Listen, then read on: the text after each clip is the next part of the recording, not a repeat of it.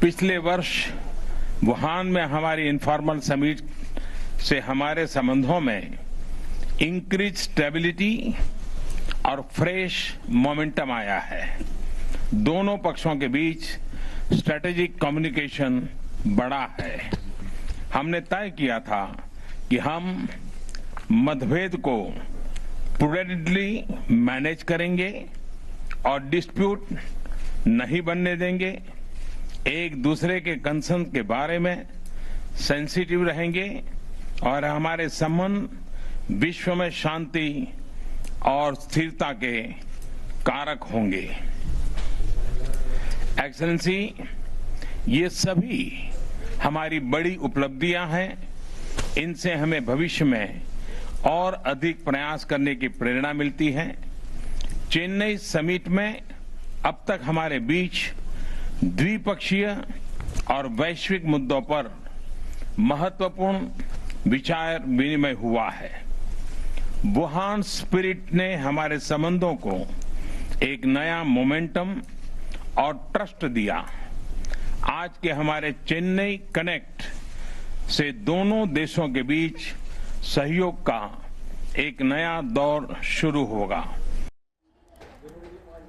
तो प्रधानमंत्री नरेंद्र मोदी प्रतिनिधि मंडल स्तर की बातचीत के दौरान उन्होंने कहा कि दोनों देशों के बीच अगर कोई मतभेद होता है तो उसे विवाद का कारण बनने नहीं दिया जाएगा। साथ ही साथ उन्होंने कहा कि हमारे संबंध जो है, यानी कि भारत और चीन के जो संबंध हैं, वो पूरे विश्व में शांति और स्थिरता के कारक होंगे। अच्छी तस्वीरें आप देखिए। आज दोनों नेताओं ने मुलाकात की। लगभग 1.5 घंटे तक दोनों के बीच बातचीत हुई और उसके बाद डेलीगेशन लेवल की बातचीत शुरू हुई और इस दौरान प्रधानमंत्री नरेंद्र मोदी ने बयान भी दिया जिसमें उन्होंने कहा कि हम मतभेद को विवाद की वजह नहीं बनने देंगे और साथ ही साथ उन्होंने कहा कि चेन्नई कनेक्ट से एक नए दौर की शुरुआत होगी।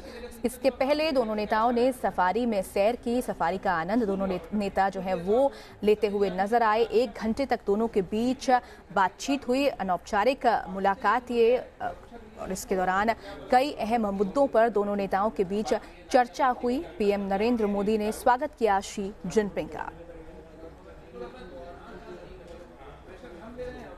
और उस बीच आपको बता दें अहम खबर, शी जिनपिंग ने कहा है कि इतने शानदार स्वागत से मैं बेहद खुश हूं। ये दौरा हमेशा याद रहेगा। ये बात भी शी जिनपिंग ने कही है और कहा है कि आगे भी अनौपचारिक बातचीत जारी रहेगी। दोस्ती की तरह पीएम मोदी से एक दोस्त की तरह चर्चा हुई है और अनौपचारिक बातचीत का फैसला जो है वो बेहद सही है। तो चीन और भारत के बीच अनौपचारिक मुलाकात का ये जो सिलसिला है वो कल से शुरू हुआ था और आज भी दोनों नेताओं ने बातचीत की। तमाम अहम मुद्दे ऐसे रहे जिन पर दोनों नेताओं के बीच बातचीत हुई। कल व्यापार का मुद्दा जो था उस पर बातचीत हुई। इसके अलावा आतंकवाद के मुद्दे पर भी बातचीत हुई। हमारे सहयोगी मधुरेंद्र जुड़ रहे हैं ज्यादा जानकारी के साथ। मधुरेंद्र, शी जिनपिंग की तरफ से कहा गया है कि दोस्त की तरह दोनों देशों के बीच में बातचीत हुई है और आगे भी इस तरीके की अनौपचारिक मुलाकात और बातचीत जो है वो जारी रहेगी। एक पॉजिटिव मैसेज के तौर पर इसे देखा जा सकता है।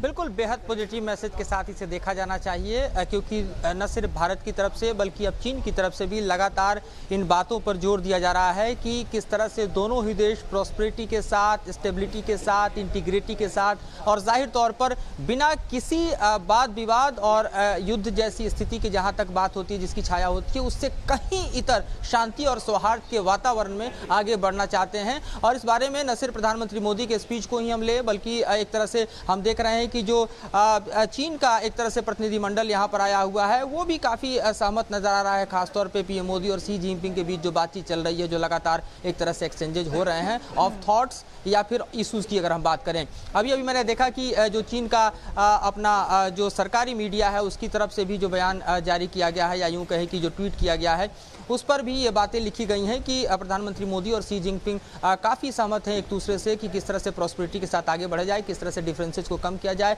किस तरह से शांति व्यवस्था की स्थिति सीमा पर बनी रहे और किस तरह से जो विवाद के मसले हैं उन मसलों को तनाव में न बदलने दिया जाए बल्कि सौहार्द के साथ हल कर लिया जाए। तो आप समझ सकते हैं कि कितने पॉजिटिव माहौल में ये बातचीत आगे बढ़ रही है। 1-to-1 कम्युनिकेशन जो है प्रधानमंत्री मोदी का आज भी 55 मिनट हुआ है, कल 2.5 घंटे हुआ। अब डेलीगेशन लेवल टॉक जो है वो जारी है, उसमें जो ओपनिंग रिमार्क है वो पब्लिक हो चुका है। यानी कुल मिलाकर कह सकते हैं कि जो वुहान स्पिरिट है उसको हम इस वक्त चेन्नई कनेक्ट के रूप में देख सकते हैं। कल हमने उसको महाबलीपुरम या मल्लापुरम के रूप में देखा तो ये कुल मिलाकर भारत और चीन के संबंधों का एक नया दायरा, एक नया आयाम और एक नए रिश्तों की शुरुआत हम कह सकते हैं कि हो रही है। बिल्कुल, और नए रिश्तों की शुरुआत को इस लिहाज से भी अहम माना जा सकता है क्योंकि कहीं ना कहीं मधुरेंद्र चीन ये बहुत अच्छे से जानता है कि साउथ एशिया में भारत ही एक ऐसा देश है जो आने वाले समय में चीन के सामने एक नई चुनौती खड़ी कर सकता है। और अगर ब्रॉडर पिक्चर देखें तो आप देखेंगे कि भारत की जो दोस्ती है वो दुनिया के तमाम देशों के साथ है, लेकिन चीन के सामने सिर्फ पाकिस्तान और कोरिया ही दोस्त के रूप में नजर आते हैं और ऐसे में भारत को साथ लेकर चलना बेहद जरूरी है चीन के लिए।